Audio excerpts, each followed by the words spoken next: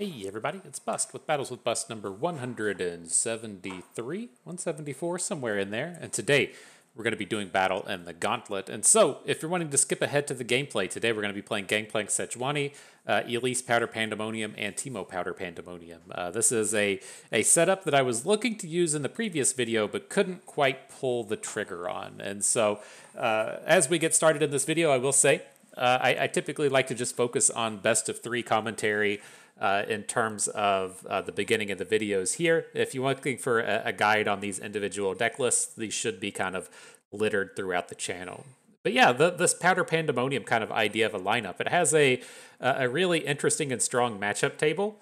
And it's something that can have a bit of success, right? If you're wanting to look towards the Apex seasonals in the previous season, someone hit the top cut with the triple Pandemonium deck there. And so it does have some merit. It has some ideas. The Powder Pandemonium does flourish in a format that doesn't interact with it particularly well and doesn't have the denies or the right of negations to take it down. And so we can get the matchup table pulled up really quick. Again, it has a surprisingly good one. If you want to look at the first two columns here, this is our Elise and then the Teemo matchups. It's good against Pirates. It's good against Gangplank Sejuani. And that is the big set that we're looking to combat against today. But then it also still has pretty reasonable matchups against Trundle Timelines and Kindred Nasus and the things like Karma Victor with the back alley Barkeeps, which is starting to make its way through Masters. And so the places where this fails and the reasons why this doesn't really land too strong on the ladder is it gets completely domed by Nami Twisted Fate. And Nami Twisted Fate is it has to just be like much higher percentage play rate in Masters than it is everywhere else, but it's all over the place in Masters, and these decks really struggle against it. And so we are taking a similar strategy to our previous video, to where we plan to ban out Nami Twisted Fate. If people are on the let's mess with Gangplank plan, then they might be bringing Evelyn Viego, which is a worse set of matchups across the board for us, and something that we'll have to just leave up. And so I wouldn't be ultimately super surprised if we ran into an anti-Gangplank lineup. The things with Gangplank is it is the most popular deck right now. It has surmounted Pirates as the most played deck. And it's kind of old, right? This was really something that came about in the Rising Tides. And so as people are like, oh man, I have kind of like nostalgic feelings about that. Or they're like, oh man, I don't know what to play in Gauntlet, but I remember playing that thing, a year and a half ago. That should be something pretty easy for me to just slot back into the lineup. And so I do have some worry that Gangplank is going to be fairly popular in the videos today. And then the anti-Gangplank might have a bit of merit. But I think our table looks good enough. Again, we're looking to ban Nami Twisted Fate or Evelyn Viego. Everything else is pretty manageable. And so to the deck list themselves, Sejuani Gangplank, a fairly straightforward version of it.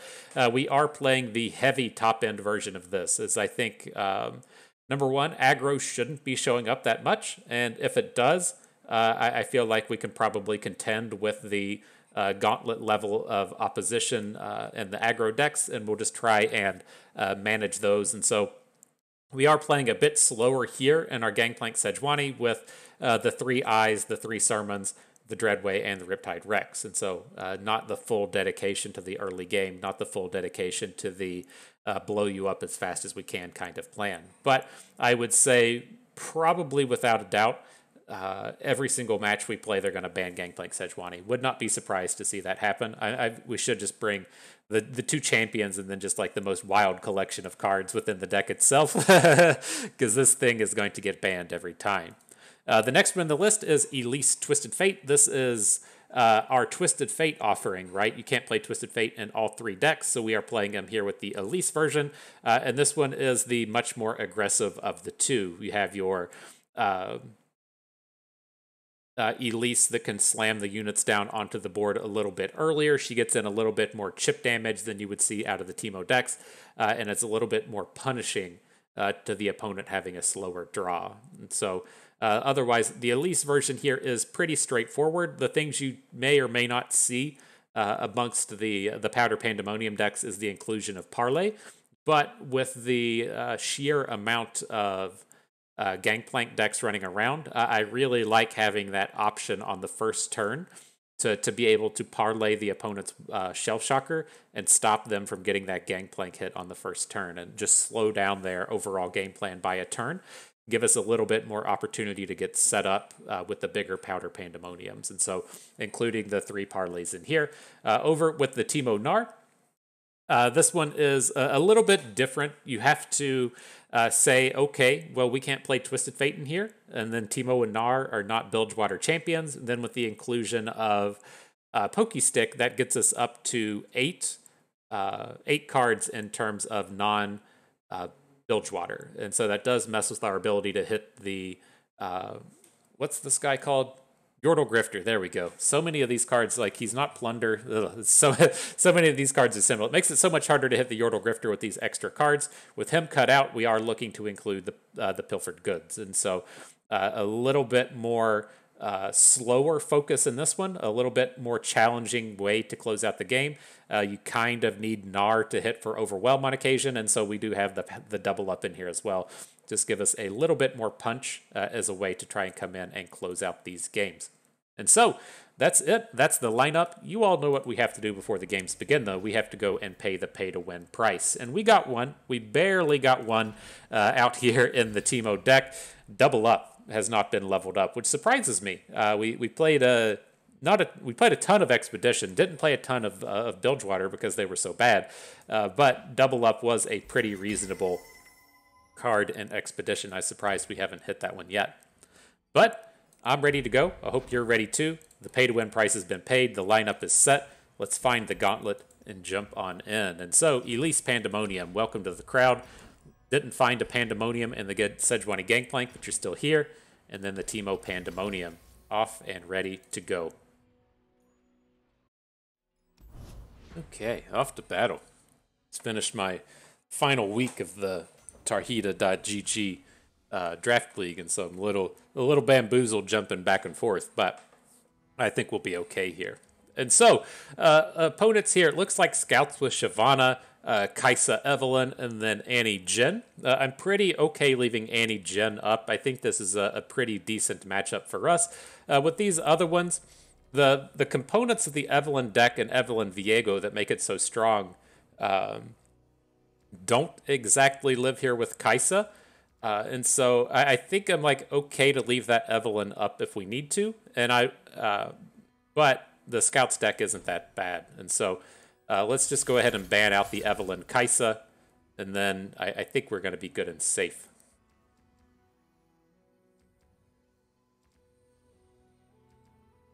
Much more aggressive than I was expecting to see. It's I mean, it's tough to say in this game though, right? I mean, the most popular deck in the format holds like 9% of the meta, so you can't be like super surprised if he was playing a 9%, a 9%, and a 9% that only adds up to 27. And so, 70% of the time you wouldn't see any of those decks. I know the math doesn't work exactly like that, but something kind of similar. People aren't coming here to learn how to do math. They're coming here for the history of pizza rolls and shit, and having some flashy screens on in the background while they get a big knowledge bomb from FTP Bust. All right, though. Let's lead off with the Powder Pandemonium deck. I can't tell if opponents even here. It seems like they've disconnected or something, but if we have to play a deck here twice, I would rather it be the Powder Pandemonium deck. I'm still not entirely certain how I feel about leading out like this, right? It's just like, I have the feeling to where, say, we have a good deck and a medium deck, and our opponent has a good deck and a medium deck. And then if we play our good deck first and win, that's great. We get to battle with our bad deck twice. But if opponent wins first, and then opponent wins with their good deck, and then we win with our good deck, we only get to battle with our bad deck once. And so I'm not entirely still sure how I feel about the sequencing of the early games, but it's interesting nonetheless. Still don't think opponents here. I wanted to find a little bit of early game interactivity. I don't want to be starting with Black Market Merchants and Jagged Taskmaster with no activator. We really want to be starting these out with Elise and the one-drop plunder unit, ways to get on board early so that we aren't having to just spend these warning shots to activate our units. And so much better start here with the parlay into either Elise or the Taskmaster. And opponent's not here. I feel like we're just going to get a freebie, but definitely a better hand than we had in our initial 4. Maybe they're just roping the whole way. I don't know. It's a fun way to spend your afternoon, I guess. All right, maybe opponent is here. Wow. They are ready for action now. Oh man, double Taskmaster? That's a way to make these spiders relevant.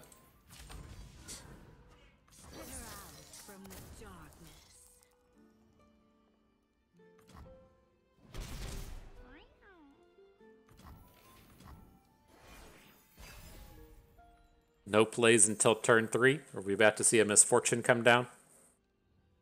I mean, I would love to be able to blow up a unit with parlay, but if we just have to send a parlay to the face, then we can. If you're not familiar with this, you don't have to deal 1 damage to the unit. You get to deal 1 damage to anything, but if you pick a unit and that unit dies, it deals 1 to the Nexus. So if you need to guarantee you hit a plunder, you can just send the parlay right at the face, or if your opponent's at 1 health, you don't have to go for the value play. You can just say, oh, 1 health. I'm going to send my 1 health right at your face and win. The key is to win.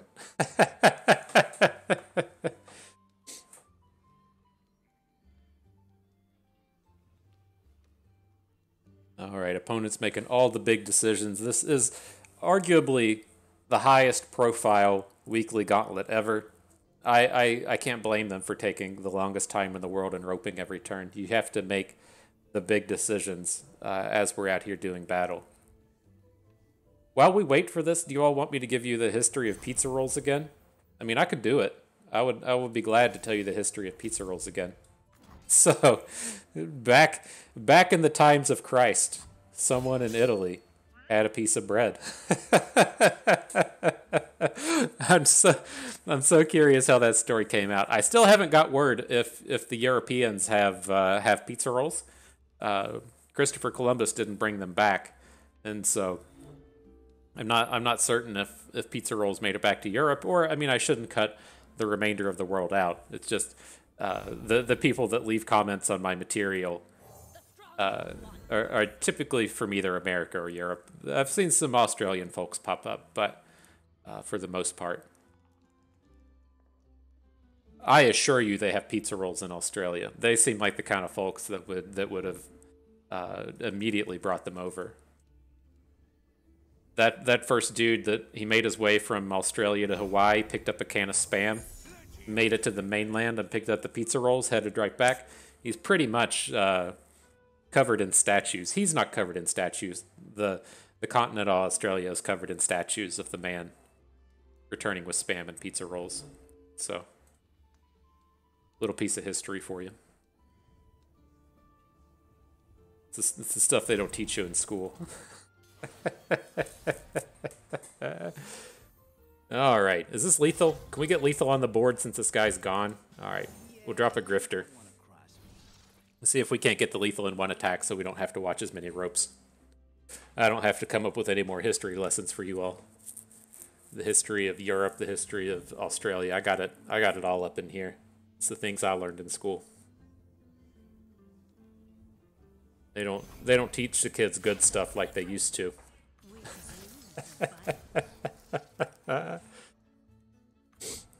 All right, victory is ours. I don't think we have to deal with the second game. Some of you are probably cheering for that. You just want more knowledge.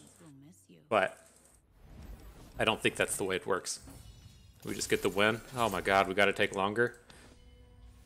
Okay, let me get the books out. settle in for some knowledge. Brutal.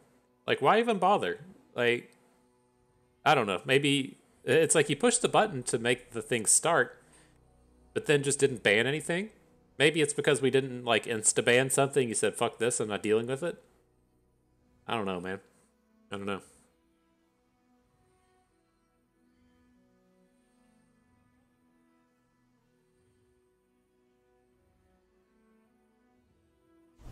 All right, looks like the game's starting.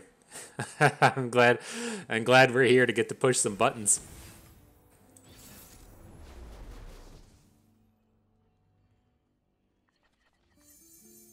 All right. Well, we'll hang on to parlay, assuming opponent was here and plays things like Challenger Bird. I would like to have the way to take down the bird and activate a plunder at the start. The mulligan into triple tentacle isn't really what we were looking for, but I'm curious how they look to edit these. The preview, the patch preview picture came out. It's cool when they do that. Gives you a little bit of speculative time before the patch hits here in a few days. But both Riptide Sermon and Eye of Nagakoboros were on there. Alawi is also on the list for nerfs, or I'm sorry, for buffs, but she didn't make it to the picture. And so both Alawi and Ornn should also be getting some buffs. And so I'm curious how they take this. The thing that ultimately worries me with Alawi is regardless of what changes they make to the tentacles, and hopefully they find some way to kind of integrate the tentacles more with Alawi, so we aren't just playing Riptide Sermons outside of every Alawi deck ever. But I would I worry about Alawi just for the face of Quietus, right? As we're in this meta right now where there's just tons of Evelynn and the Viego decks, and most importantly the Nora decks. Quietus is kind of like picked up in the past week or so with the kind of rise of the Nora deck, like Nora Heimerdinger both fall to Quietus. And just adding Alawi into the mix there, having your 4-cost champion get blown up by a 1-mana spell is going to be absolute disaster. So she may be catching a boost, but then just running into a horrible meta for her to live in anyways. And so kind of a bad day. But like, are they supposed to just give her 3 attack or something? Like, you can't make Alawi like a 3/6 4-drop. It's just that would just be insane. A 3/6 overwhelm spawn 1. That's a little bit too much, and so I worry that she's just not going to be very good. And it's unfortunate for her because we are developing into this meta to where Alawi should actually be good, right? As we start to even see the likes of the Nora decks have like Nora Heimerdinger, so that, or I'm sorry, they have Nora Vhagar, so you can have Vhagar throw the darknesses at the opponent's face, as you just have a board of 6 units against a board of 6 units that don't matter.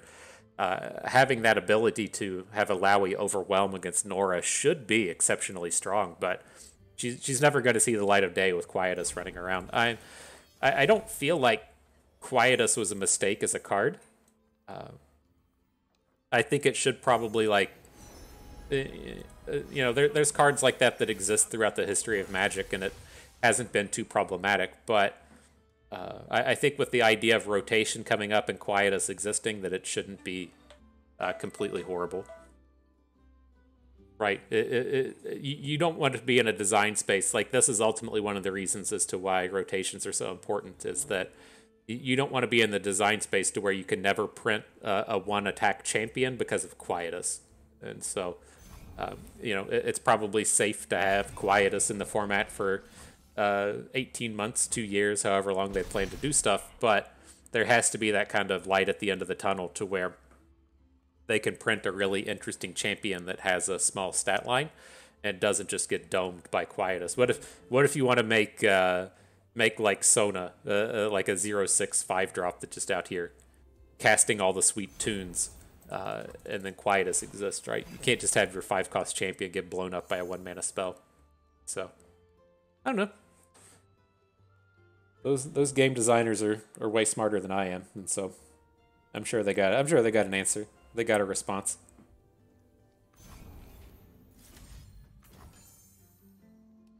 The other one's in there. The Decimate nerf. I'm curious what a Decimate nerf is supposed to look like, and then I want to see how it's actually a buff, right? And so they did. It initially costed 4 and dealt 5 damage, and then they made it cost I think they made it cost 5 and deal 5, and then they have it now cost 5 and deal 4, which is apparently still too good. And so its death knell would be costing 5 and dealing 3, right? At that point, you just play some other burn spell. But like I don't know how much of a nerf I think it is if you make it cost 4 mana and deal 3, so that it gets to hit cheaper. And so it'll be interesting. I'm curious how it comes out and then doesn't actually become a nerf, because I think the format kind of needs a deck like Pirates right now. I know everyone gets tired of Pirates, and you like to play your really shitty meme deck that has Curious Shellfolk in it, but at the end of the day, whenever the meta devolves to where Curious Shellfolk is ever actually a good deck, that is probably an extremely unhealthy meta. And so, yes, it does feel nice to get to go to like turn 8 and play your shitty Shellfolk card and then still just die to whatever your opponent's doing. Oh my god, opponent's here. I thought we were just chit-chatting and stuff. But it's you were losing that game anyways, and so. All right, well, what's going on now? What's happening? Opponent found their way back to the game. They've still got 2 mana left for this Quinn. We've just been kind of durdling around. I wasn't putting a lot of stock into the plays we were making here because I assumed that it was just done. But looks like they're back. These parlays are pretty good. He's going to have to block our giant unit with Quinn. Just immediately lose her, fall to 4. And then, you know, we still got pretty good plays in hand. Just magically showing back up 15 minutes later.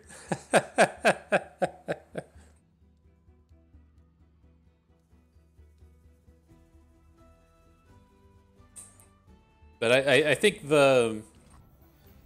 it'll be interesting. It was always strange playing like Teamfight Tactics as to where when a Teamfight Tactics patch hits, shit's changing, right? They make there's like generally like 50 to 60 champions in the game, and they will make edits to like 20. It is ultimately like a very, very big change when Riot decides to do stuff with Teamfight Tactics. And the meta, depending on which one it hits, it immediately like has a big impact. And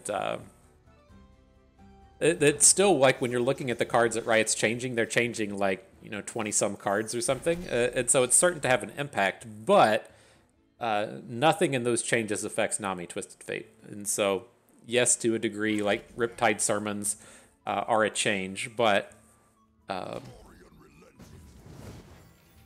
sure, it's at the end of the day not a real big set of changes. It's not like something that affects the core of Nami Twisted Fate. And so it's a deck that its death knell was Pirates, right? Pirates was the deck that kept Nami Twisted Fate in check. And so if we're gonna move into an environment where Pirates is nerfed, I'm curious how it plays out with it. But one of the things that was really kind of holding back a lot of the mid-rangey decks of the format was concurrent timelines and the threat of playing against the timelines deck. And so maybe in removing timelines or nerfing it, that opens up the space for more of the mid-rangey kind of decks to roll in. So, anywho, all right, well, that match was over. That was about a 10-minute history lesson from FTP Bust. You're welcome. And let's see what we got going on here. And so, Teemo Yuumi, no champions, which is typically the Poros deck, right? And then Irelia tokens. And so I'm just going to ban out the tokens. That's the only real deck that they have. And we'll try to go toe-to-toe with the remaining 2. And so with this, I am going to lead off with the Gnar version of our Powder Pandemonium deck. It's just outright weaker. And so, again, I don't entirely know how I feel about playing the weaker deck first or playing it second, right? If you never get to the opportunity to play the good deck, then did you like really win out on anything there? I'm not entirely sure, but it's tough. I can't remember if I was talking about it in this video or a different video. I might have been talking about it in my draft video this week, but back in Ooh, the early 2000s, back when Magic used to have an invitational tournament, right? You used to have the invitational tournament, and then the winner got their likeness put on a card. That's where you got Shadow Mage Infiltrator and Meddling Mage and Sylvan Safekeeper and the like. Snapcaster Mage, that was another one. And the year John Finkel won, the way that the format kind of worked was it was 16 players in round robin, and then you would play each player in the event once, and then you would play 5 different formats 3 times. And then in the finals or the top cut or however they did it, once you got to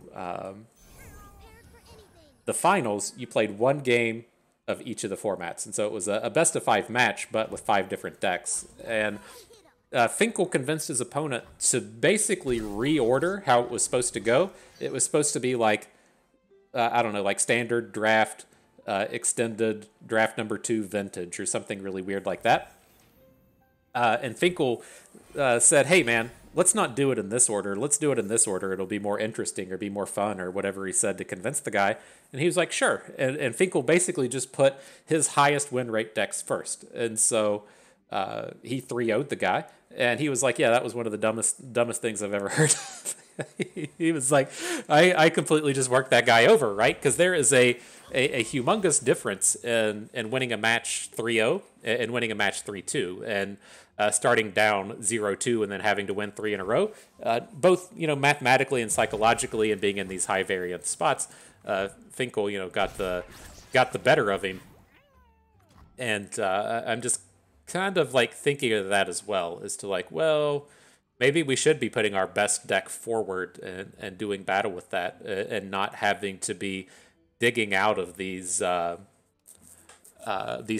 scenarios and try and get more 2-0s. And so, right, if we win the first game with our good deck, we still get to play the second deck twice, just by the rules of the game. And so I'm still not sure, certain how I feel, but I definitely need to kind of try it out the other way, just playing the good deck first. But I don't think there's as much difference here playing these decks. Yes, the Elise version is significantly better, but these are pretty similar at the end of the day. I'm ready to play, and knock over some cups. All right, Yuumi down. Let's get the monkey business going, and then we can just stop. We should be able to get a block next turn with a plunder, drop both of our taskmasters, and see how it goes. Maybe we play 1 swindle. Then we can still play Make It Rains or Pokey Sticks and the like if we draw them, but we don't completely bank the mana. And so if the opponent has like Mystic Shots or something, we might get something interesting out of their hand. The non-champion cards. We're not going to be snatching Teemos out of opponent's hand. All right. I mean, we can pick these puff cap cards, right? We do physically have a Teemo on the board. I mean, maybe that's the way to just go for it.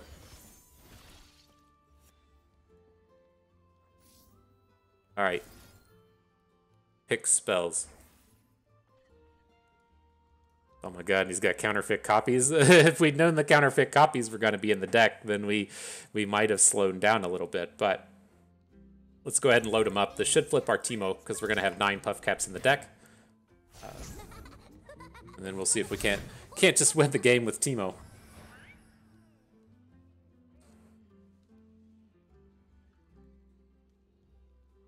Not the way I expected this day to be going.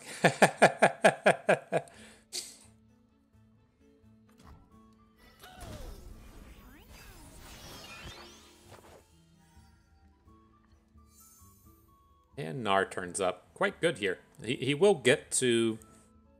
Right, the why I stop and say that we'll explain a little bit is we should get to block his puff cap thing. With the monkey deal a damage to face, we get to drop Gnar. Gnar will flip onto the opposing turn. The vulnerable will go onto the puff cap pup. But it's going to grow to 6/6 next turn, so we won't like immediately get a good Gnar hook onto the pup. So I think he's probably still the way we want to go. We could pivot over to Merchant plus Taskmaster, but then it's going to take us like literal forever to get this Gnar online.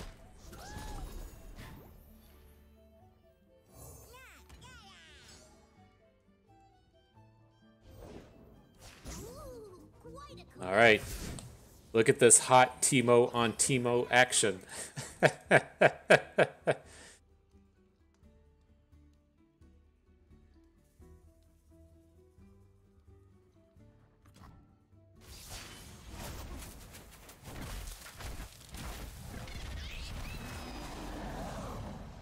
All right, so Yumi's going to grow it up to 6/6, right?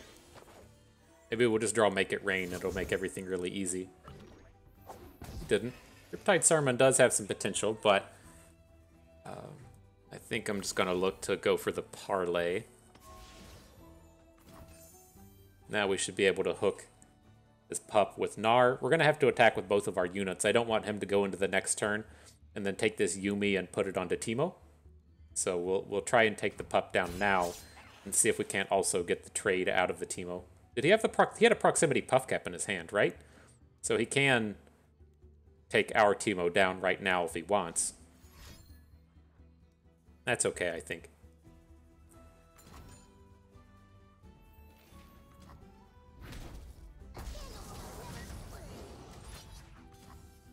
So Gnar comes in, does Gnar things.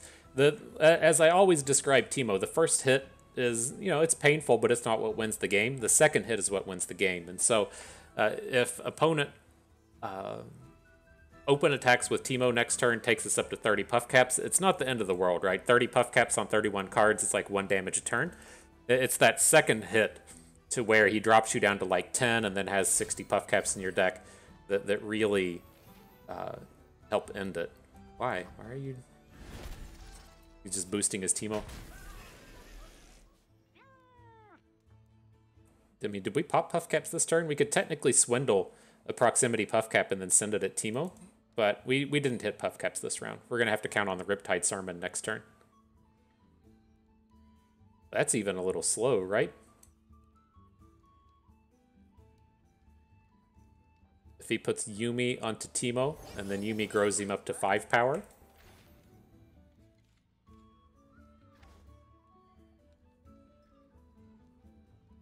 All right, well, we're getting hit. Whatever, dude.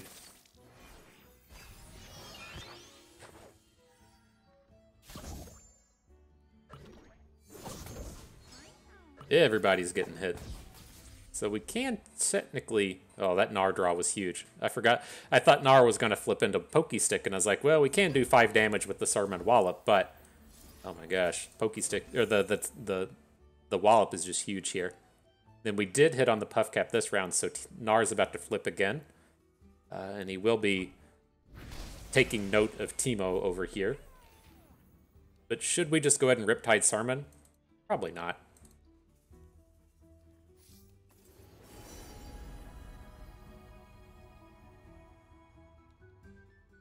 Kind of just want the units. We aren't missing out on the guy, whatever this guy is.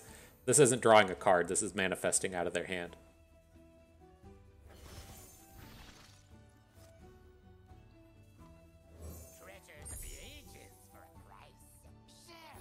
Oof. That's a lot of puff caps coming down. Kind of want that entrapment now, so so that we can play it and the Achiever next turn.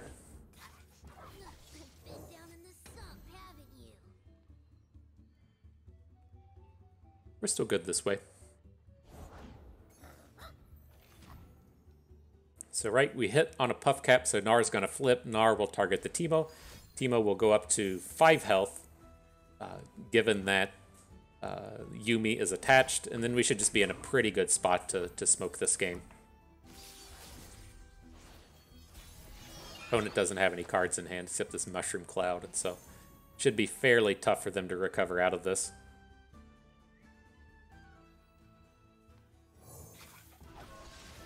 What does this guy do? When I'm summoned or round end, plant 3 puff caps on random cards in the enemy deck. Traps on enemy cards are doubled. So we might be able to attack with him as well. See if they play this 1 card.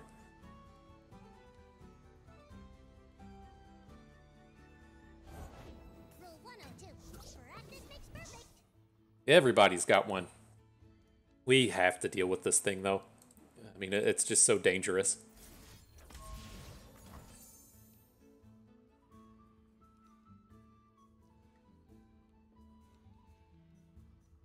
Right now, they just get smoked this turn. More for my collection.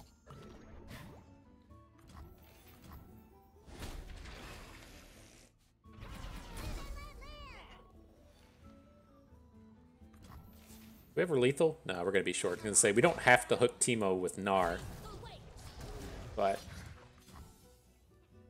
we wouldn't have enough damage this round.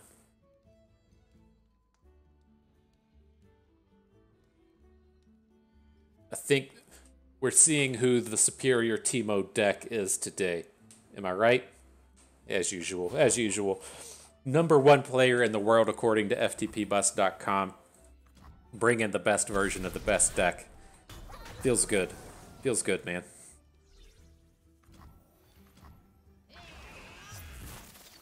Alright, Gnar is back to baby Gnar. Oh, just turn it up at all the opportune times. You certainly know what life is about, my friend.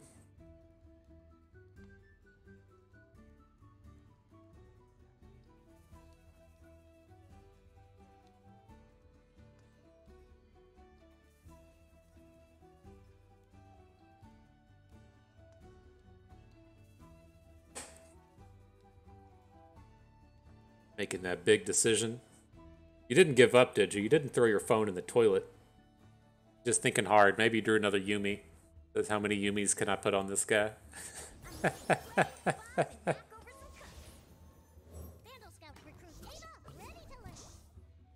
Alright, I'm ready with my traps now.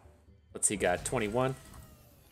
I mean, we don't even really need to wallop this thing, but it's probably the safe way to go about it.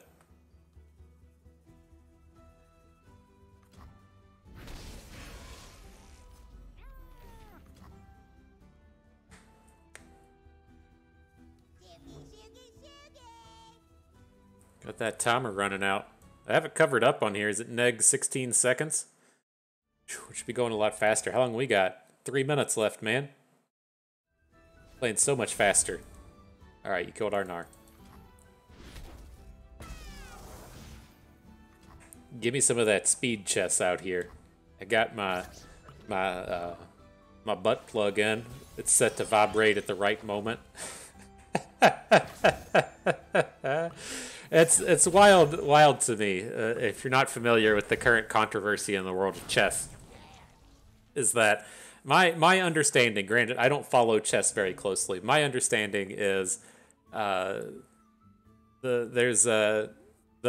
best player in the world, right, is Magnus Carlsen. I think I'm right in this.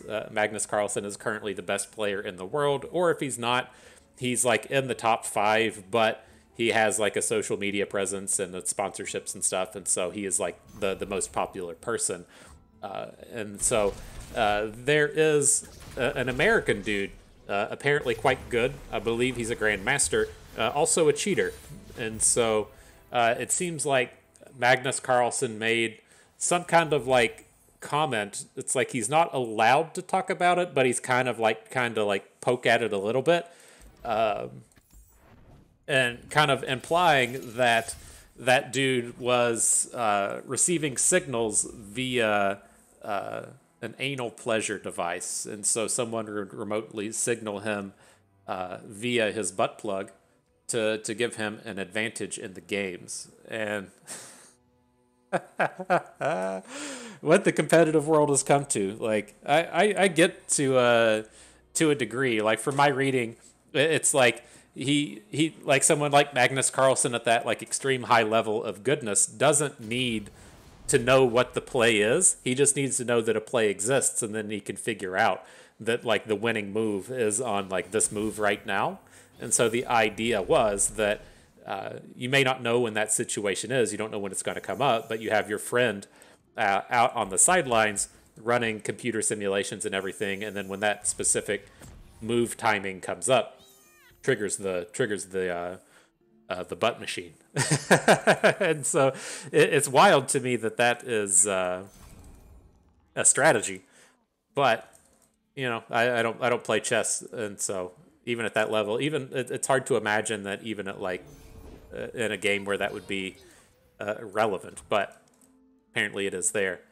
And so my understanding now is in here in recent days, like the butt thing came out maybe like a week or so ago, and then in the past 2 or 3 days, Magnus Carlsen was playing against the American cheater in an online match. He made one move and just quit, and that was kind of his form of protest that cheater doesn't belong here. So lots of dramas, lots of dramatics happening out there.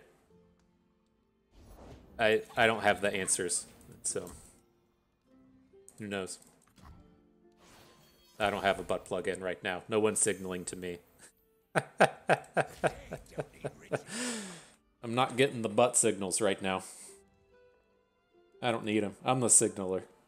People search for #1 best player in the world according to ftpbus.com to give them the good plays, and so I don't need it. No one in the world is on my level, and so why even bother? Why even bother listening to the concerns of the peasants when the king knows all? Welcome to the channel. I hope you're here for this hard-hitting strategy.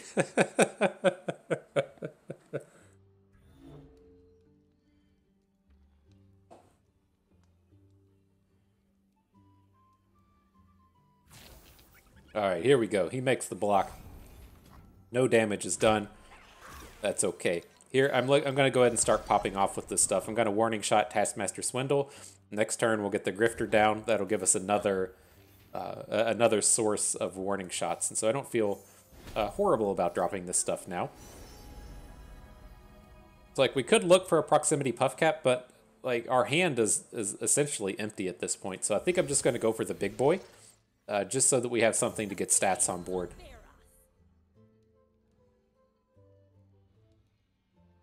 Like, we could realistically just play the Chump Wump instead of the Grifter now, but I would like to take the card. Sure.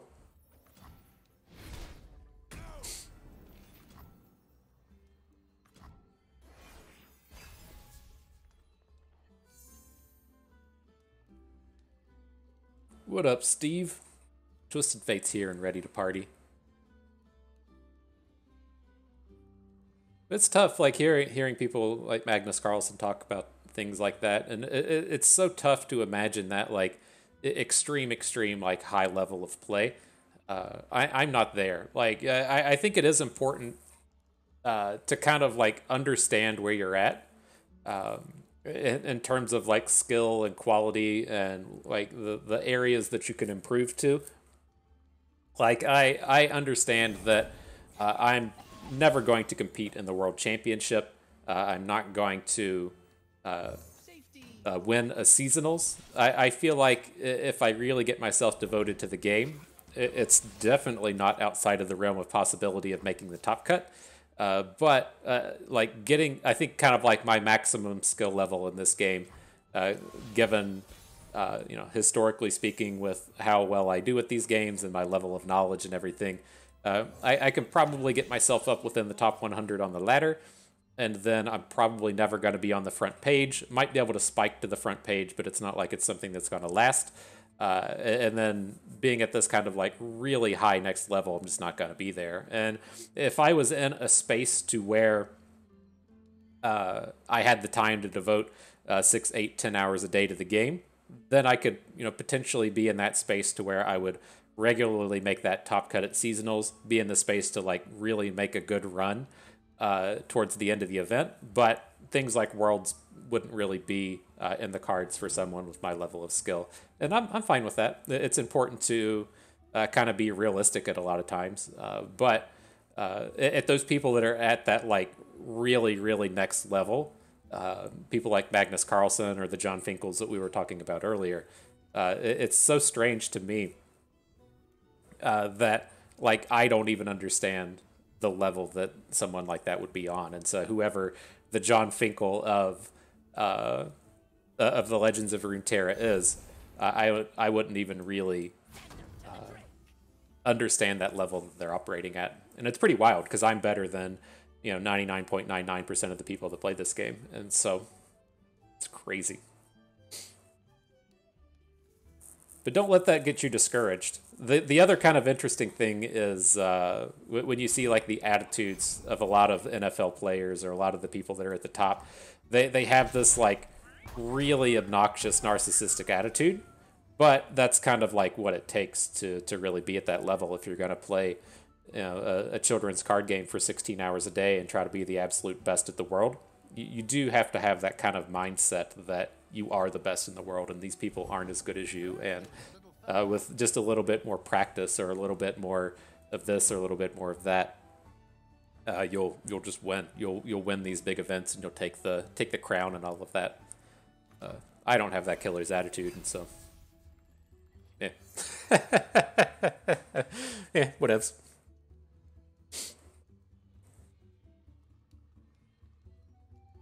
One of the things that I loved is there are a lot of people with that attitude. As you get up to the upper levels of play, a lot of those people are obnoxious. You don't get to see a lot of it, especially as we're out here in the lands of digital card games. If you like following people on Twitter, you might see it or whatever, hanging out in the right Discord. But in the NFL, you do see a lot of this. That is extremely and highly televised, and those dudes will talk a lot of trash to each other. But there was a wide receiver for the Arizona Cardinals, Larry Fitzgerald, and he talked trash, but it was in a different way. He would go out there and like just compliment the opposing receiver or the opposing defender and tell them what a good job they were doing and how wonderful they made a play and all of this and all that.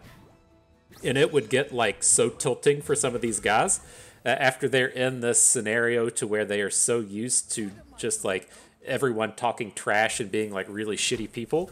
It would just completely throw them off whenever Larry Fitzgerald would come out there and and not talk trash. And I thought that was a pretty interesting anecdote about these dudes just being like, threw me off so much.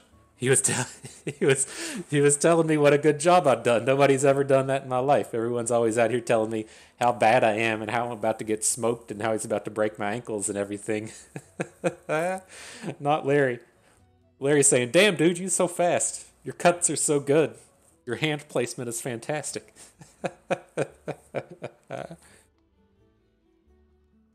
I also enjoyed hearing about the trash talk of Phillip Rivers. If you're not familiar with Phillip Rivers, he was the quarterback for the San Diego Chargers, and he talked incredible amounts of trash. All day, every day, Phillip Rivers was out there talking trash, but the dude never curses, and so he was always out there saying like "gosh darn it" and just like real things that you let your like 4-year-old say, right? You say, "No, little Bill, you can't say fuck. You got to say, oh, fudge." And so Phillip Rivers is out there being like, "Oh, fudge." Shit was awesome. And the last time I got to see the Chiefs play in person was a Chiefs first Chargers game. Phillip Rivers was quarterback, so it's been, I don't know, 3 years now that we're in the Justin Herbert era. And the Chiefs were winning like the entirety of the game, and then Phillip Rivers put together a big comeback drive right at the end to seal the deal. And then instead of going for a extra point to tie the game and send it to overtime, they went for the 2-point conversion, nailed it. Crowd goes nutsos, just absolutely booing Phillip Rivers, and he absolutely loved it. He had like the biggest smile on his face. He was talking that Phillip Rivers trash to the fans as he was hitting the tunnel. It was a pretty joyous moment. I didn't enjoy seeing the Chiefs lose, but seeing old Phillip Rivers out there talking trash like a boss, it was a pretty good moment. All right, I'm sorry. Maybe we'll get back to the Runeterra. I don't feel like this has been a very interesting game. We've been ahead the entirety of the way. We've been out Teemoing Teemo here, and so our boards have just been bigger at every moment. We can sneak in all this damage pretty easily. Now we're going to burn them out.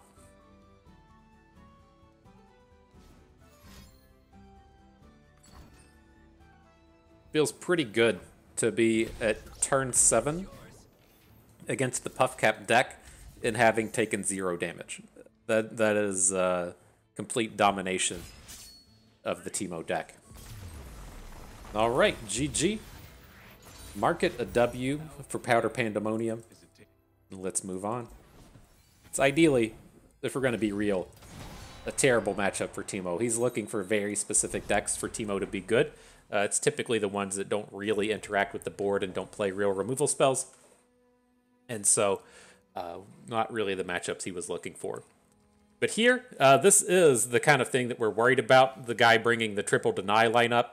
Turns out, deny is quite good against Powder Pandemonium, and so we're going to ban out the Nami Twisted Fate. I assume he's going to ban out our Sejuani Gangplank, and we're going to struggle against this one. We'll give it our best. Let's bring our best deck forward, you know. We'll play the Steve deck, but I have a feeling this is not going to go well. Interesting. He lets us play Sejuani Gangplank. I'm curious if this is just actually a good matchup for him.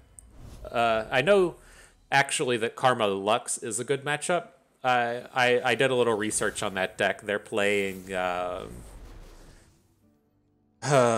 bunch of strikes, and they actually play Tasty Feyfolk in the main.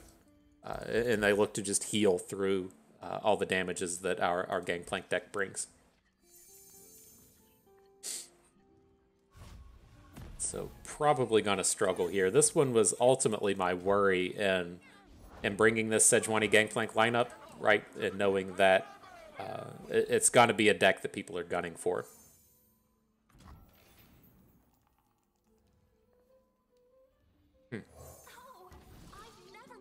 Interesting, he just passes.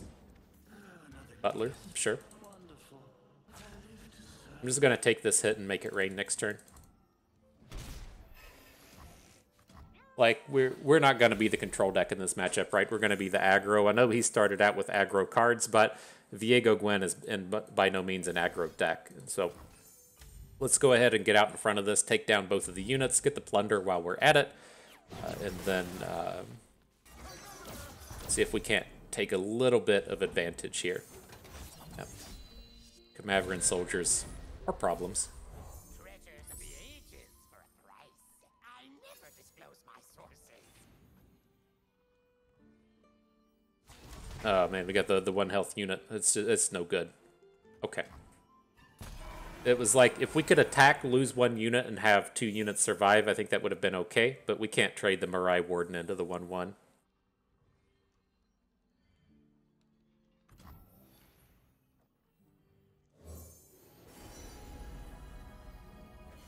Pick up the Pot of Pain. I don't suspect this is going to deal overwhelm damage, but the impact is always relevant.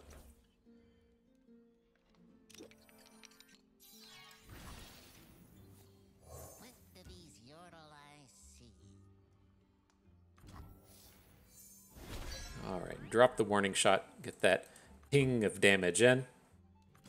You can still realistically get a Sejuani or a Gangplank flip. This is going to be taking us up to 3 ticks on this turn, and so we could technically get a flip on our next turn. Looks pretty relevant with the board that we have now.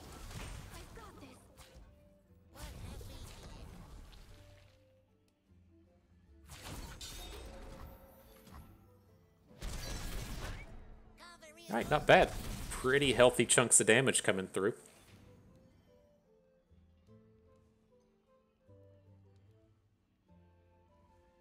Odd from opponent. Maybe just stalled out really weird.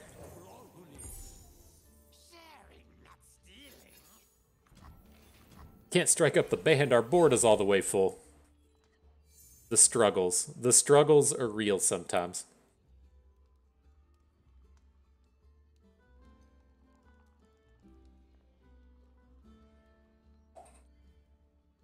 So Riptide Sarman, interesting draw. And so I'm curious how much mana opponent spends on this turn, right? I'm not... It's like, I think we have to Riptide Sarman just because our board is so full. And so, if that's the case, who do we ever want to take down? I mean, if we can shoot at the Kamaveran soldier, but then Diego's going to get the upgrade.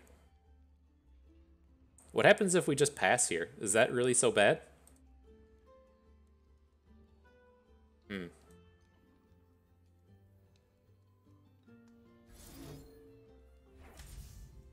Alright. We'll play the Sarman. We just don't have enough to do with our mana otherwise. So Viego grows. He's going to be a little bit too big for the Tentacle to take down, but you could take a Viego hit. That's okay.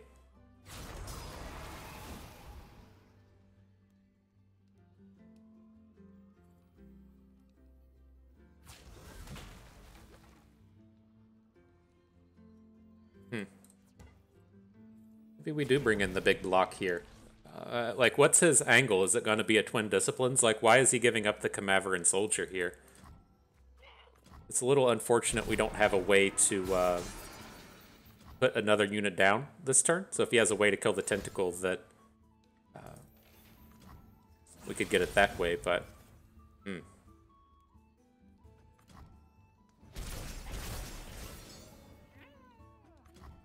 And he's gained a bunch of health. Wasn't quite expecting it to be that much. Let's see if we die to Atrocity since we since we just got really greedy in how we were going to be blocking here. We do need to do a little to big. This strikes me as a deck that could be playing a heal card. And so I want our Tentacle to be way out to the right in the event that that's what's going to hit us. All right, he's got Concussive Palm.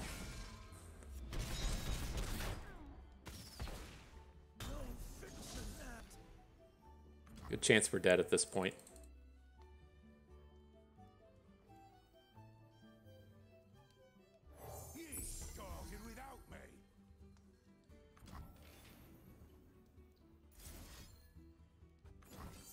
Gonna play the Make It Rain just to make sure we have something to go face.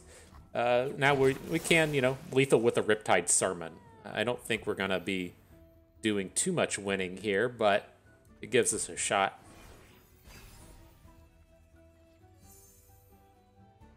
Awkward.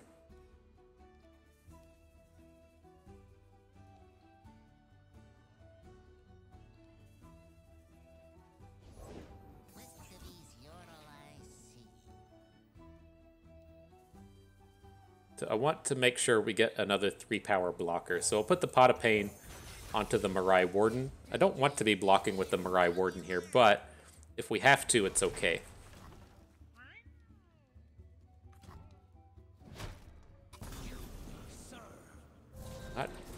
Not having a Plunder for this turn is mega awkward.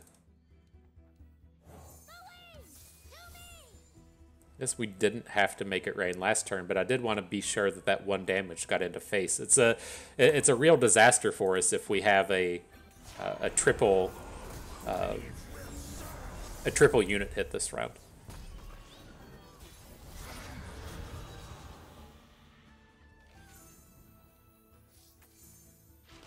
Uh-oh. That might have been the best draw of the day. Riptide Rex. I wish we had the mana to Riptide Rex here. Oh man, this is what the Riptide is here for. This is the heal.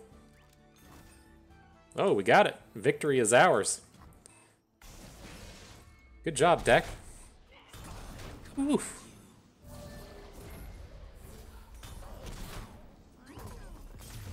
Okay.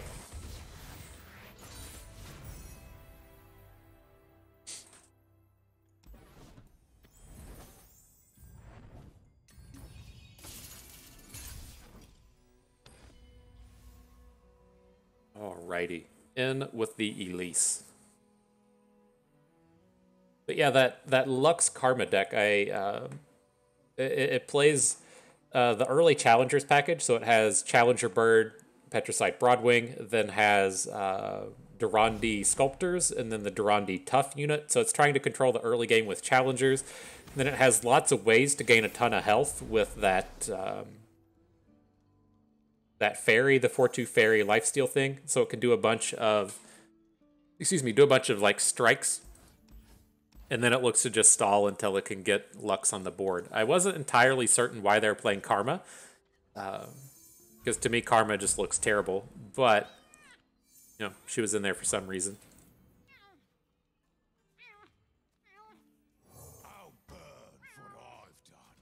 Alright, let's start punching in as early as we can. Would have been nice to get a Plunder, but this is what it is. And then not going to risk him putting down a a cheaper play or having a Vile Feast or something. So let's go ahead and get that hit. You weren't using it. Okay, not bad. Hitting that invasive Hydrovine to help close out the game. It's pretty cool if you ask me. Say I needed a little bit of late game punch. Here comes the invasive Hydrovine. There's plenty of killing left.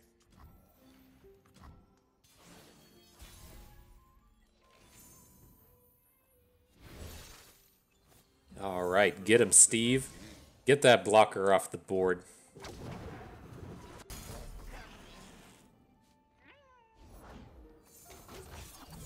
We're attacking into this one. This is much different than the previous one, right? On the last one, he had the one attack unit to take down our 2/1. With this, we're still going to get to chunk in for 4 or 5 damage. We're going to lose 1 unit. That's okay. We're still going to have 3 at the board at the end of the turn.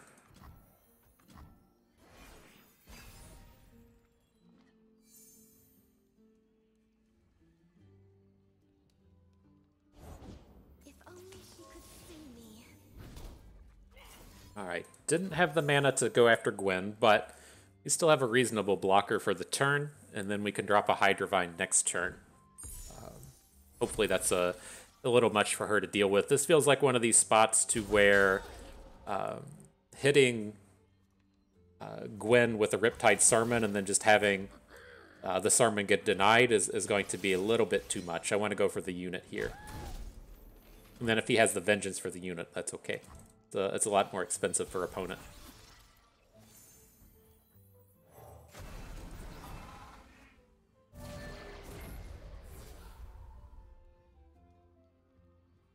Gonna make it rain as well. I want to kill this Camaveran soldier.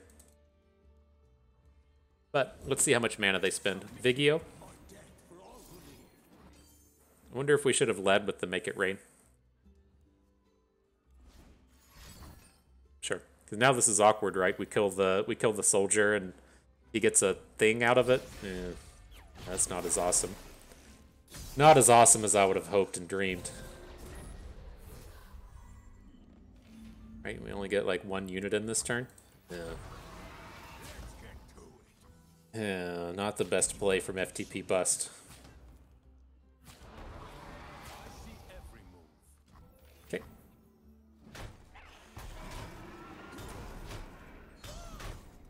But we still got some strength out here. He's got to deal with this Hydrovine, and so it's going to start getting out of hand quickly. And then depending on how fast he tries to get on this board, we might get to Sermon down Viego. This looks like it should probably be an open, but I don't know. Who knows what's in this guy's shoes?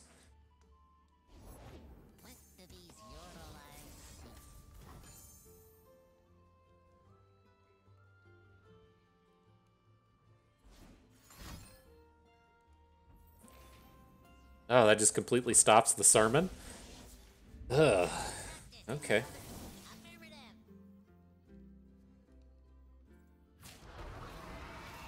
I don't think we can risk the Hydrovine. Well, he's only got 2 mana at this point. Like, what's his angle here in attacking with Gwen? Is that just to get the lifesteal?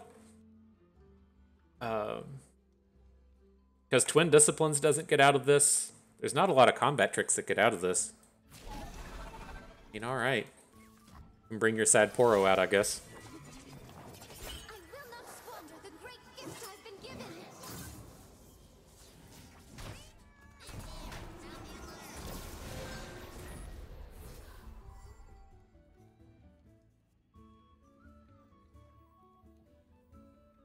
The weak don't deserve mercy. Interesting. This Viego real close to flipping. He's 1 mana away from flipping. Or one point. And so I think we have to just open here. And then maybe we can Riptide Sermon down the Viego. I think this Hydrovine's going to get popped. It's going to get hit with a Bounce Spell or a Concussive Palm or a Vile Feast or something. I don't suspect the Hydrovine's going to make it through the day. You know, looks like he's blocking with Viego. So maybe it is going to get the job done in that sense, but I'd be really surprised if the Hydrovine both does damage and survives the turn.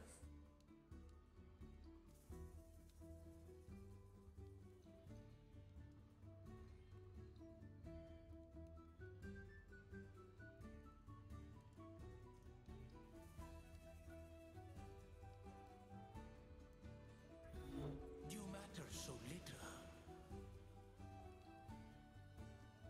But we do get quite a bit of time if he loses his Viego here. Hitting for 6 takes him to 5.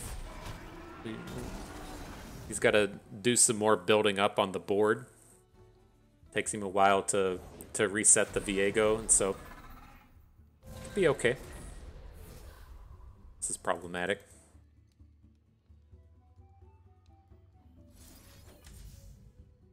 Well, I'm going to go ahead and drop it. We have to try and get these last few points of damage in, and we're not getting anything by not playing the Sermon. I don't want to be in this spot to where we just have like a couple of expensive spells in our hand and we can't play everything. We could still activate our plunders with this warning shot.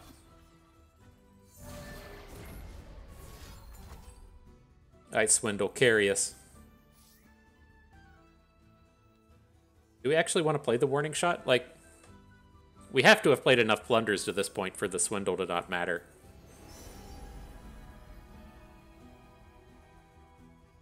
Okay. I dig it.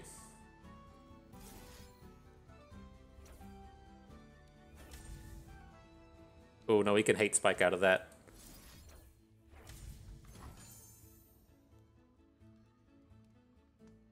Just go ahead and mark it a W. Suck it.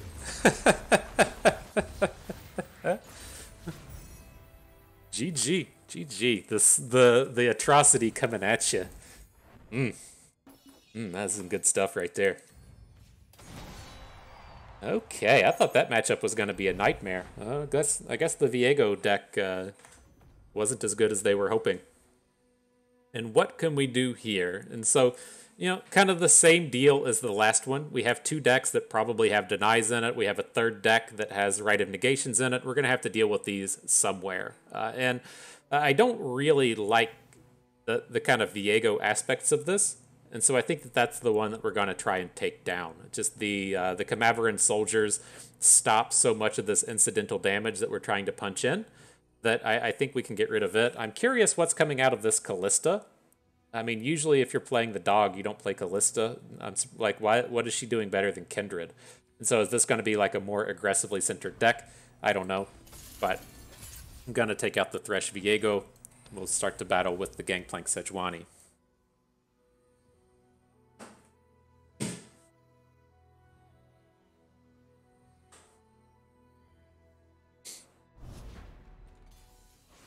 Okay.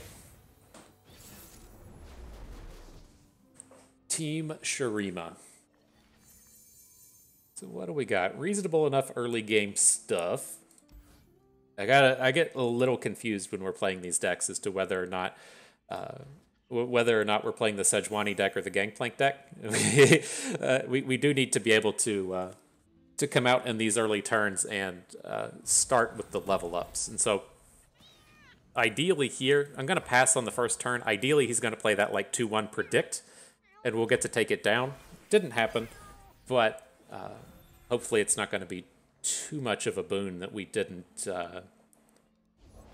take advantage of our abilities.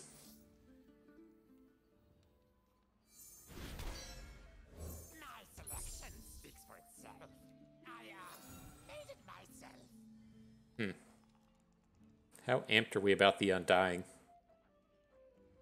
Not a ton. We don't have any sacrifice effects for this thing, but I guess it gets to attack every turn.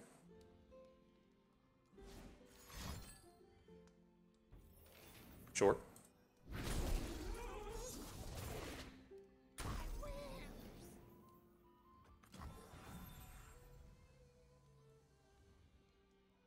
So we're going to take 4. We don't have a great answer to this Escaped Abomination, but we get the Parlay into the Husk, which gives us a little bit of value. We don't have any other big plays to make with it, though. Little bit awkward here with these early Sejuanis.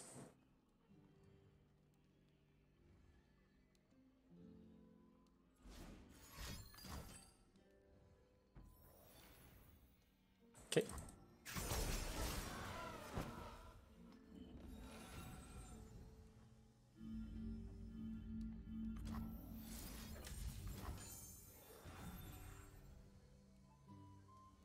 Not yet, dog.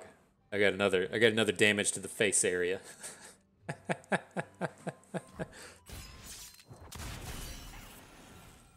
FTP bust coming to your face place.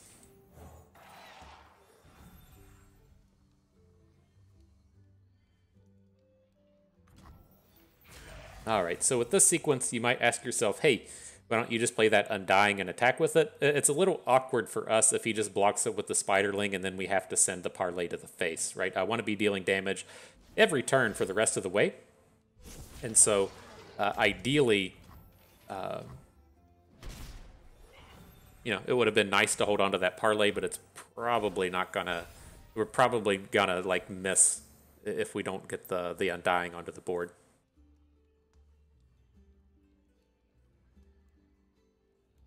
But opponent copied our Undying. Not a bad little piece of value for them, sure. Haunted Relic.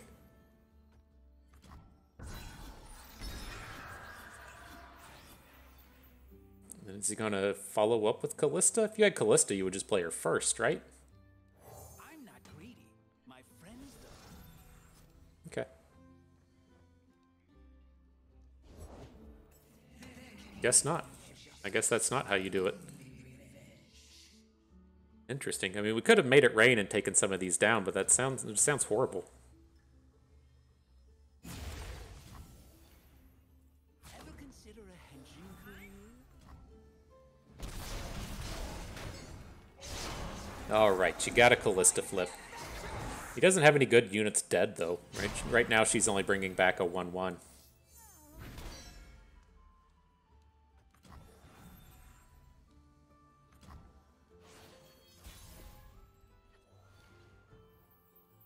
And Gangplank. How does Gangplank work this turn? Right, I want to... We really need to be pushing up our dudes. But it's like if he blocks Gangplank with Callista, is that really worth it? You shouldn't have any other ways to stop us. I think this is okay. I'll make corpses of them.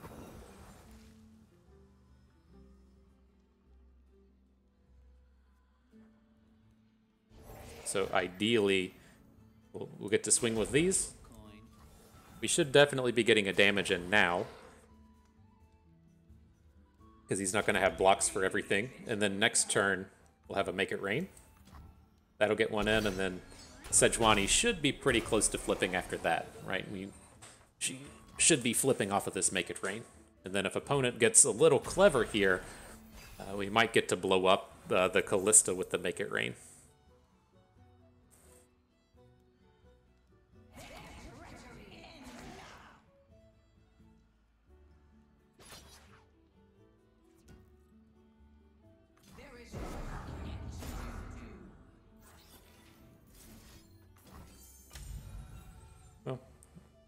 Looks like we missed the Callista. Pretty typical, but could have been worse, I guess. We at least got the damage into face, so our Sejuani's gonna be flipped now.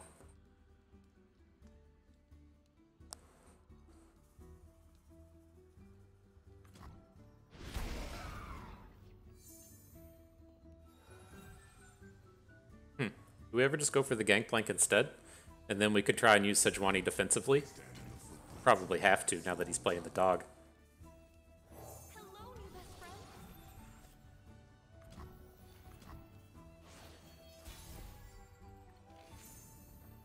Right, so the idea would be, well, we don't have to now. We can parlay to the face.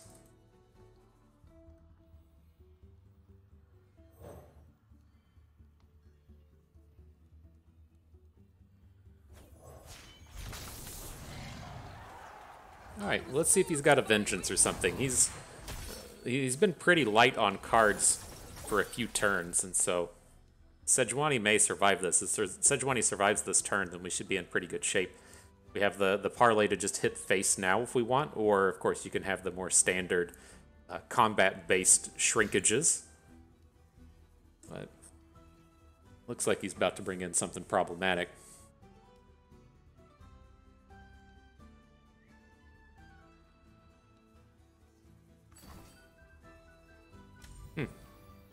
I guess that would have been another angle to go about this, is worrying about the dog. But I don't know if we would have been able to lethal there. Stronger. Like, he can just block. We can, if we vulnerable the dog, hook him into a 2-2. Maybe? Maybe we could have gotten that one. Might have messed that up. I don't remember that exact board now. It was Callista, the Undying, and then the dog. And so let's say we put the vulnerable onto Nasus, hook Nasus out of combat on a 2-2. He then has to block either Sejuani or a 2-2 with Callista. Then he looks to take 6. He was at 9. Then we would have needed one more. We would have had one more damage with the parlay. I think we still would have been short there. Okay, on to the Daybreak Stuns deck, though. We'll hang on to the Jagged Butcher. Look for some early stuff to do.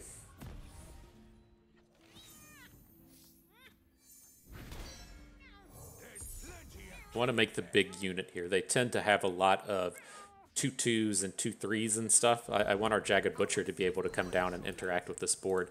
It's kind of failing right here, but the next turn, the Soldier fight will be good. If he tries to play the 2-3 stunner, then the Butcher can combat that as well. And then it turned out we still needed the warning shot to get the ping in.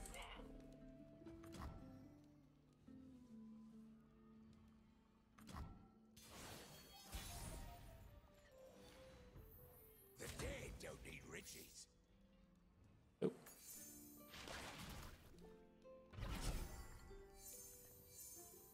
There we go. That should get him in there. No mercy for heretics. He takes the trade. We get the free hit. Beautiful, beautiful. Getting perfectly lined up for this flipped turn 5 Gangplank. I dig it. I don't know if you dig it or not, but we certainly do. It's one of our favorite pastimes here, beating Yasuo decks, and so it's my hope and dream to come in and beat Yasuo up. Safety will cost you. We took their deny. That's cute. That's cute. We can't Riptide Sermon Yasuo right now, but he's kind of a little bit in range for it. Okay. Some things never dull. Sure.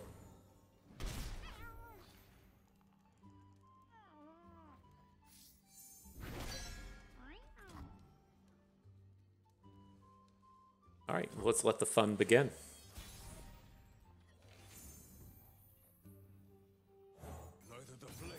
We'll hold off for just a moment before we throw down the warning shot. We're gonna like burst the warning shot into play. The Gangplank AoE isn't super relevant here, and so now that he has the Sunburst, we're free to just attack. We'll lose 1 to Yasuo, and then he either has to let us get to 5 ticks or just throw up the Blade Twirler for free. I alone decide my fate.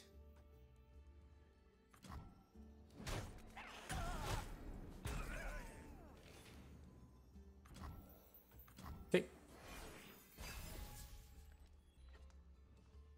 Another Gangplank. Look out. So now that we've picked up Gangplank, I don't think we want to Riptide Sermon this round. He's got 4 mana. It's really tough for him to have a deny.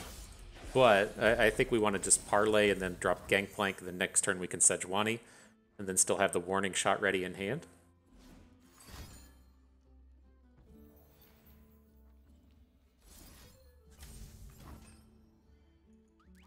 Uh-oh. So we don't get the Gangplank this turn. That's okay. We got the Yasuo off of the board.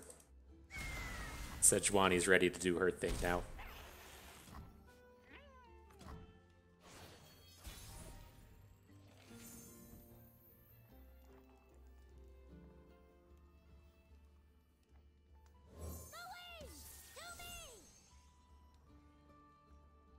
See what happens. I could see a world where we just don't really want to add the Shell Shocker, but Ravoon, definitely a unit we're looking to take down. Fight for your lives. You own what it takes.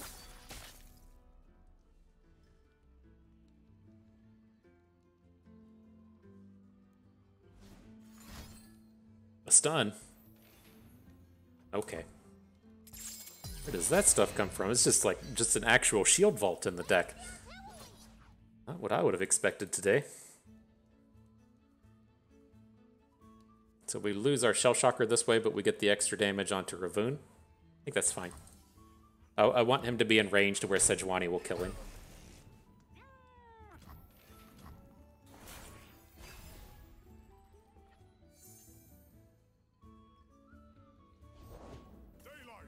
Ravoon Part 2.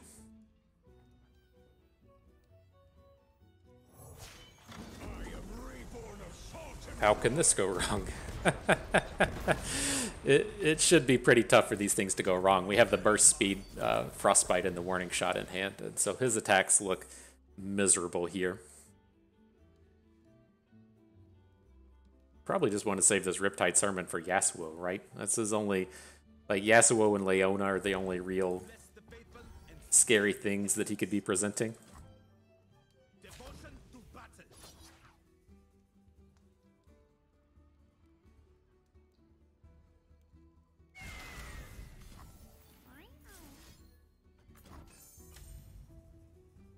Okay. So we got the face hit in there for the free damage prevent. And the Black Market Merchant's online now. I dig it. Speaks for itself. Oops, you dropped something. Yeah, we weakened up those Ravoons. That feels nice. Maybe we can get out of here without just without playing the Riptide Sermon. Or with playing the Riptide Sermon. Raise your weapon, Sunward. Like, a Sunburst isn't that bad. It does get to take down our Gangplank, but I think this is fine. Everything's okay. No, no worries from this side of the board.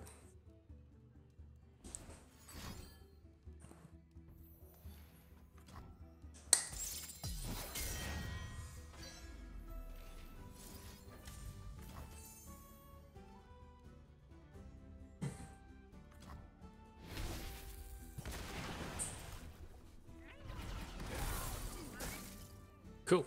Your board is now frostbitten. Get some more sweet attacks in. I think this is good. Shining gifts from the sky. Made it myself. Sharing. Into Shield Vault. Nice shutdown with this dumb card. I didn't really want to have to interact with the Sunforger today, and so picking up the Shield Vault's actually quite nice. We can get the stun on the Sunforger. We can boost up our Gangplank a little bit. We're not going to be able to lethal out of here, but his board is definitely going to suffer.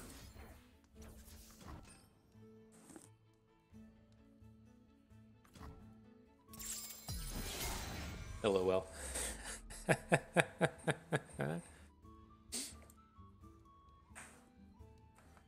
going to have an additional stun for Gangplank.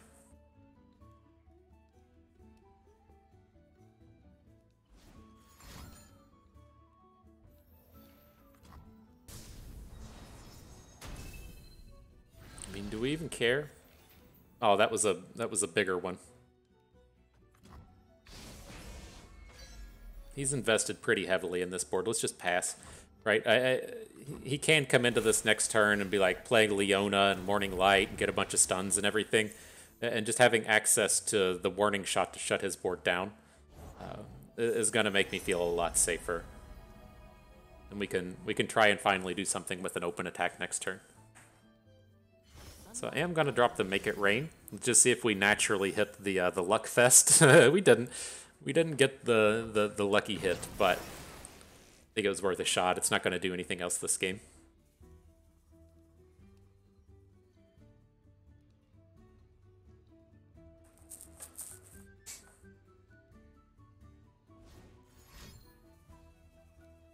Doing something. Well, that's what some people would call a problem.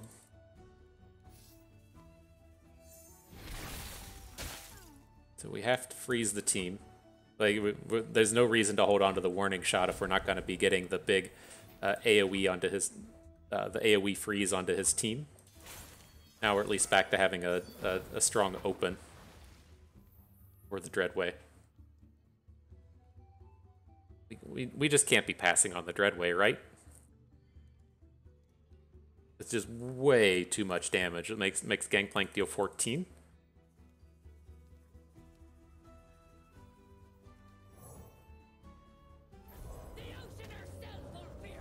There's no fighter in sight.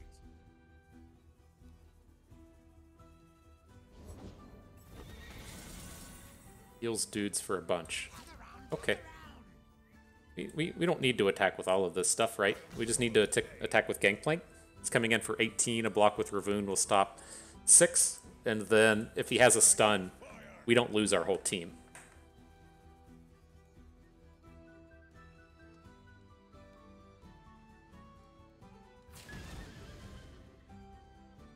Looks like we got neg 16 going into 7, even with this big block.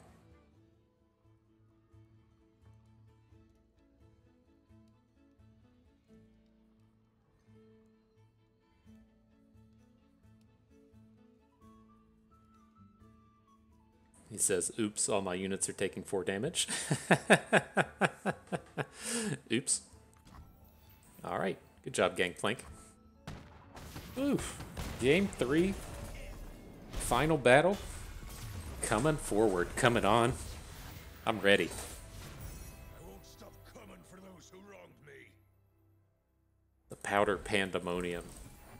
Get your kegs ready. Ooh, nice top deck. We're allowed to get one every once in a while, you know? On occasion, we're due. Okay, and so here I am just looking for the early game interactivity, and so we'll get rid of the Sarman and the Pandemonium, hang on to the Butcher and the Merchant, see if we can't get these plunders started early. You gotta play? I'll burn for what I've done. Nope. Alright, good deal. Time to get rich. Time to get rich. Get those plunders started.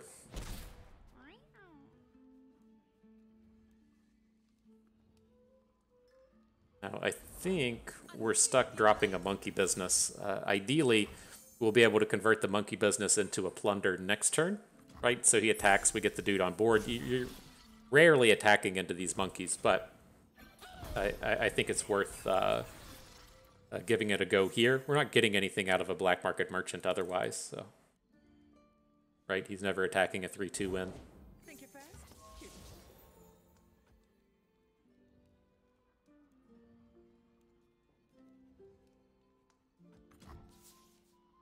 Try to keep up. Wow. Wow. That is not worthwhile ever. Why would you do this? There's plenty of killing left. Like, when is this 1 point of damage ever relevant?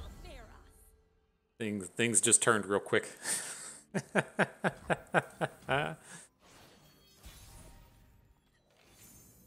And now a warning shot, so we can drop the double merchants if we want. They're not gonna...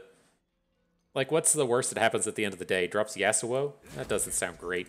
Let's just open. We can develop a bit of card advantage with the merchants and then try and cycle around the next turn. Like, I don't care if he has stuns or combat tricks or whatever here, but if he drops a Yasuo and then has like a Steel Tempest and a good block, then that's going to be a pretty horrifically bad turn for us. This is fine. Get in for 3, get most of his stuff off of the board. He has to Pale Cascade. I did the math. Pale Cascade is not a unit, and so he doesn't get additional blockers on the board. There's Yasuo. Goes to a good cause. Me. Turns out I have all the recalls. Treasures of the ages for a price. Oops, you dropped something. Not a bad bit of value. We're going to get the lead with the Priestess. I'd really like to. We could take 5 damage here and not care about it.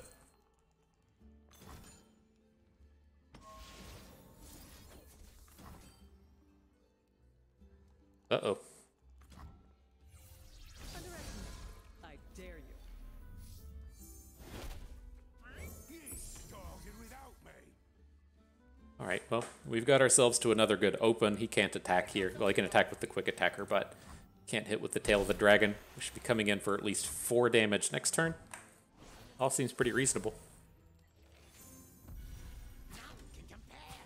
Got this Riptide Sermon to take down Yasuo as well. Beautiful stuff. Beautiful stuff. Want to see these moves up close? Are we allowed to start talking trash about the Yasuo decks yet? I haven't said it in this video, but we have this strategy I like to meme about to where we just concede against the other deck and then beat Yasuo twice. We have to have the world's highest win rate against Yasuo because his decks are always so bad. Sunlight guide you, my brethren. All right, I'm leaning towards the Golden Sister here, just picking up the width. Bask in her radiant blessing. This is a lot of stuff to have to deal with when you're this far behind. Ooh, that seems horrible. Is that just to add a Leona to the board? Safety will cost you. Okay. So however we go about this, if he plays Yasuo or if he plays Leona, leaning towards dropping Riptide Sermons. If he plays Leona and we have to Riptide Sermon the Solari Priestess, it's not the end of the world. I just want to have the unit gone and us with additional stuff on board. Clever is he trying to be? The light of my star warms the heavens. Okay. Our cards are on the table. You're free to play your Yasuo now. Slavers for the guiltless.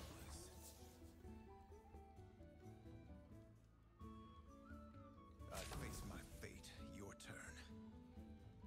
So greedy.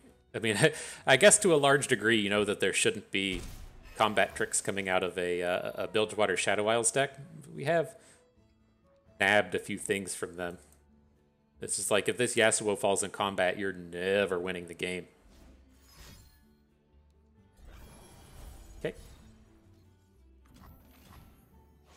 All right. Well, here comes the squad. You just want to make a little to big attack here.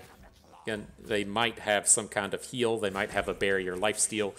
So if he has a barrier lifesteal, we want him to have to block these smaller units before he makes his way down to the Golden Sisters. Leave or burn. We should be good here, I think, between a damage from Steve, a damage from Grifter, a damage from Warning Shot, 2 damage from Riptide Sermons. We should be right out here at lethal land. We'll get the burst kill with the Warning Shot now. GG. Market a W for FTP bust. Never winning with Yasuo. Didn't get the emote in fast enough. Good stuff. Good job. Victory is ours.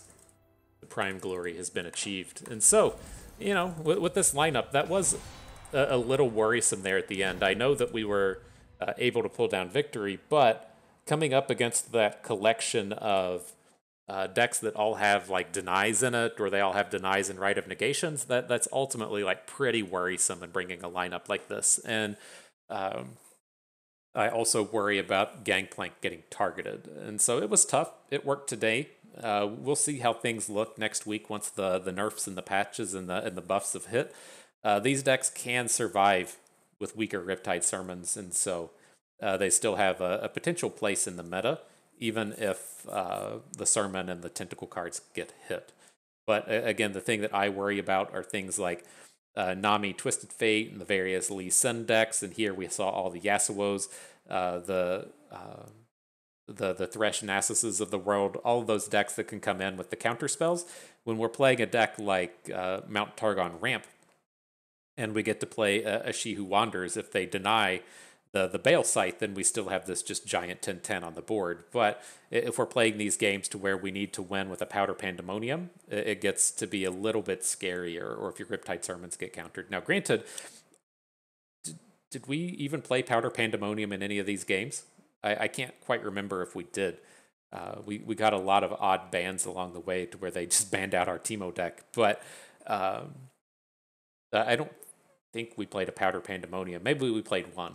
And so, it's still winnable in those matches, but if you're counting on that like 10 or 12 damage hit from a Powder Pandemonium, the deny decks have a real advantage against you.